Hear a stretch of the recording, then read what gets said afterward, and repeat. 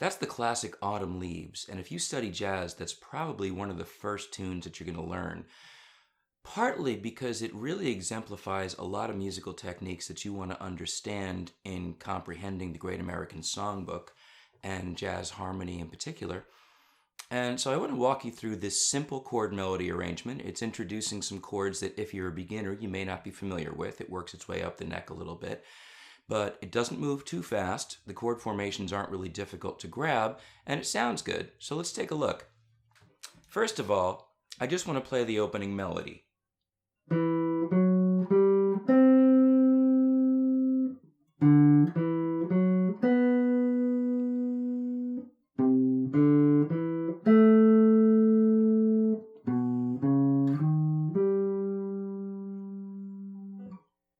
Now, it might be apparent when you hear that there's a sequence going on here. We have the little ascending scale jumping up to this C, another ascending scale starting a step lower, jumping up to a B, again another starting a step lower, jumping to an A, and then jumping to a G. Now the harmony that goes with that, in the key of E minor, is an A minor 7 to a D7 to a G7. Now in the key of G, that's a 2-chord A minor, a 5-chord D, and a 1-chord. But we're only going to visit G major. We're going right away to a C major 7, which is a 4 in G. So in the key of G, it's 2, 5, 1, 4. But then F sharp minor 7, it's really a minor 7 flat 5, but in this voicing I'm not playing the 5th. Here's minor 7 flat 5. I'm just playing this. To B7, that's 2, 5 of E minor. So it's worth understanding the theory here. We really are in the key of E minor, but we start off visiting G major, and then when we hit that F sharp, that's where we start pointing to E minor, and the B7 chord is the thing that makes it definitive. Here's the chord forms. A minor 7 is here at the 5th fret, string 6, string 4, and string 3. And D7, I'm playing a very simple form, 4th and 5th frets, string 5 at the 5th fret, string 4 at the 4th, and string 3 at the 5th. So look at this fingering change. I'm using 2, 3, 4, and then keeping the pinky common tone to set up, once again, 2, 3, 4. And I'm going to incorporate the melody, sliding up on the D string, index finger on fret 2, 4th fret, 3rd finger, slide up, so this finger is what I need for the chord, and then bring the others in. So notice how I keep the G sounding, add the middle and the pinky, and then a quick just to fill in the space. Now, I'm using a thumb pick, so I can use my thumb and fingers separately. You could do this with a flat pick. You would have to either just jump back and forth or to mute to block off the string in between. If you can do it with your thumb and fingers, I think it really works well. So, once again, slide up, middle and pinky are free, fill the space, and then using the pinky common tone, but I'm only playing a 2-note chord, implying D7 by moving this middle finger to the 4th fret of the D string. The next melody note I use is actually finishing the D7 chord. It's this D with the ring finger. Walk up, 2nd fret, 4th fret. Now the ring finger is planted on fret 4 to set up this G major 7. Just as before, I'm using the melody note to prepare the chord, and then putting down 2 fingers to complete it. Here's G major 7, index finger at the 6th string, fret 3, ring was on the D string, fret 4, and pinky on the G string, fret 4. Fill in on these notes, and then C major 7 has been prepared once again by the pinky, and the fingering is here. Middle finger A string, fret 3, index finger D string, fret 2, and the pinky was already down on G string, fret 4. This sets up the melody here with the C, C, D, E. I'm using my ring finger here to set up this fingering. Now I'm using that just because it's most comfortable for me. You could use this, but I prefer this one in this setting, just because of the way my hand sits at the 2nd fret of this guitar.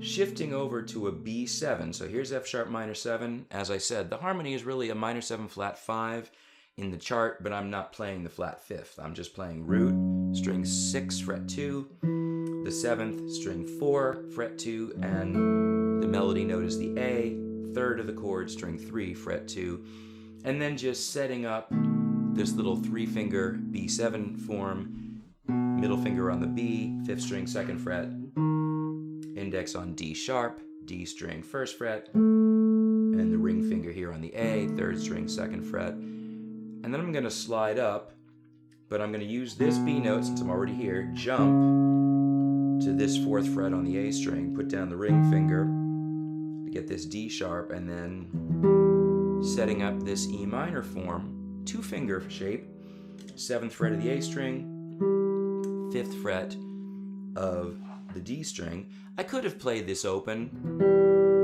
but I just like the way it sounds. And then just brushing or lightly plucking the E and B strings to fill in the space. Low E. Now continuing the melody, but adding a little syncopated rhythm. 4 and 1, 2, 3 and 4 and 1, 2, 3 and 4 and 1, 2, G major 7, C major 7. Just like before. 1, 2. There's your B. All I need is the F sharp melody note and fill it out. Again, this is a simple chord melody. I'm not using a lot of notes to flesh out the chords. And then slide that ring finger up, fret 7 of the D string, fret 5. Here's your low E, there's your resolution. 2, 5 in E minor, resolving to E minor.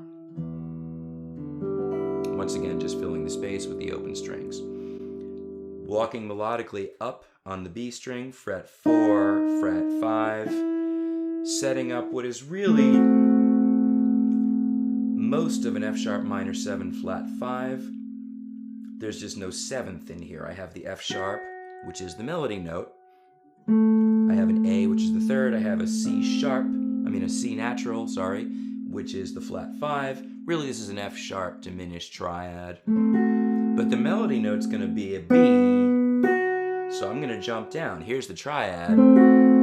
Jump with the index, and then up to F sharp again. Moving down. This is implying B7, 1st and 2nd frets on the D and G strings. completing the implied B7 with my ring finger here. E minor form with a G on top, played by the pinky. Then walking up on the E string, 2nd fret, 3rd fret, A minor triad at the 5th fret, string 1, 2, 3, and then a little bass movement from the ring finger, A string 7th fret, down to the 5th fret D, an octave D, another octave sliding in. The pinky is going to hit fret 8, slide up to fret 10, middle on 8. This is an implied G major 7. I brushed it, the back of the nail, just to give it a different tone. 7th fret, B string, and E string. So watch this.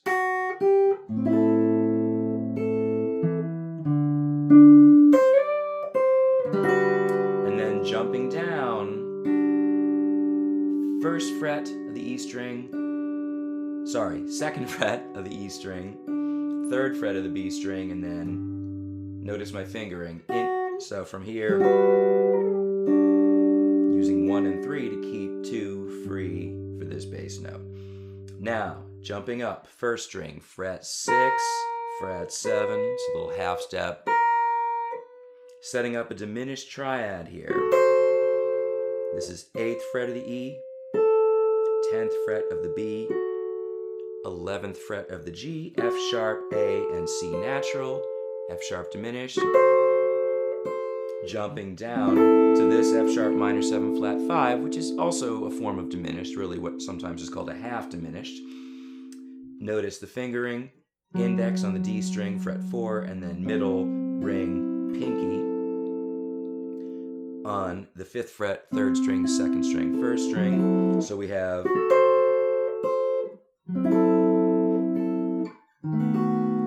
this is again your B7 without the root or without the bass root, and then bringing that in. Jump up, fret 8 to fret 7. Just filling out the E minor using the open strings, and then open E melody. Back to this F sharp minor 7 flat 5. A melody, walk down G, F sharp. There's your B7. And then G melody, B melody, E minor.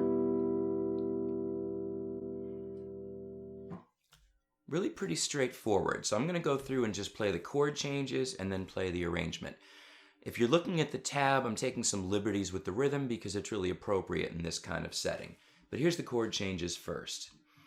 A minor 7, D7, G major 7, C major 7, F sharp minor 7 or flat 5, B7 to an E minor. So, A minor is the 4 chord in E minor, but we're treating it as the 2 of G.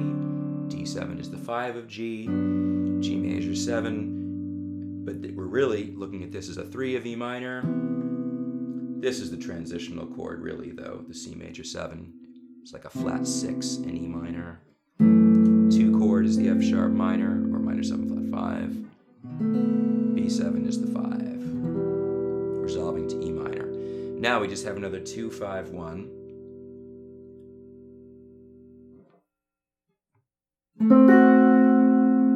Looks like a D7, but again, it's the F sharp minor. F sharp diminished.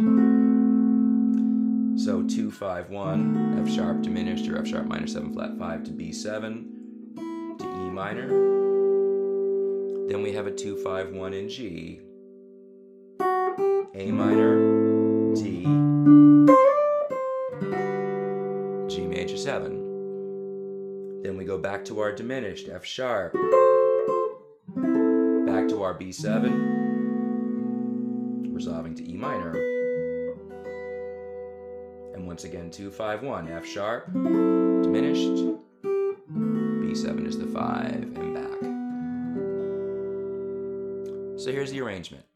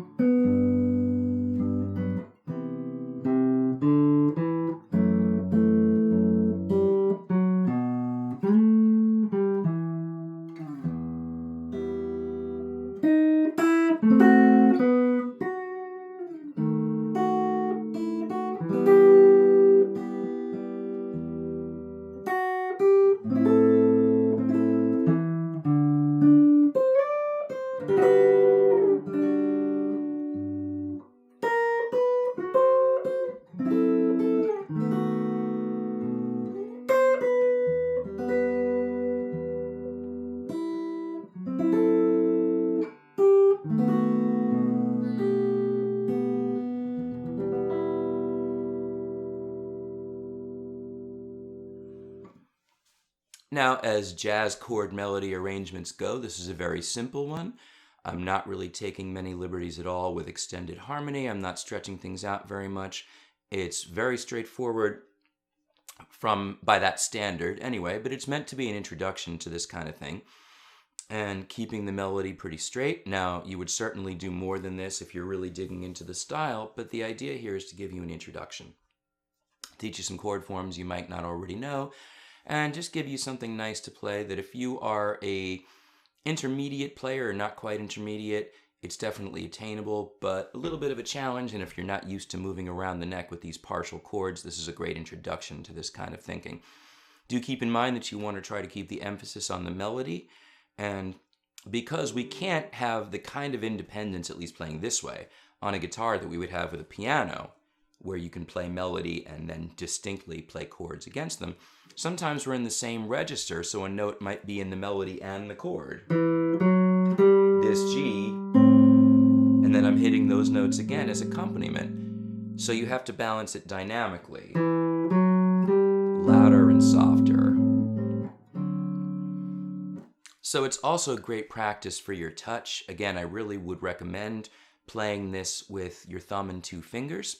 Experimenting with that, you could certainly do it with a flat pick, but it'll work better this way. That was the intention. So I hope you have fun with it. The tab is in the description, so just click the link below. If you like these lessons, please do subscribe to this channel. I appreciate your watching, and I will see you next time.